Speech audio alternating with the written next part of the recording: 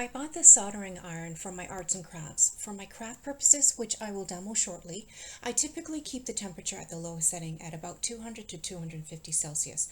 But by using this dial, you can adjust the temperature setting up to a maximum of 450 Celsius.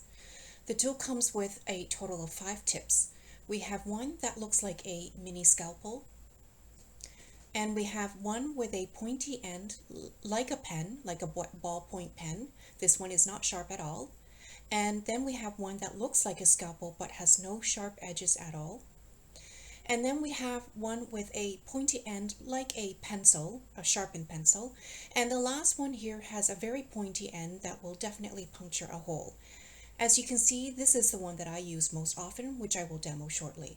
Before we do the demo, I'll show you how to replace a tip depending on what you are working on. Simply unscrew the piece, remove the tip with a gentle pull, and then insert your preferred tip. Then you can screw the piece back and plug it in and start using it.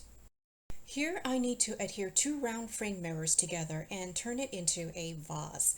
The back of the mirrors have empty spaces, so I just need to carve out a half hole from each frame to create an opening for the flowers to be inserted into.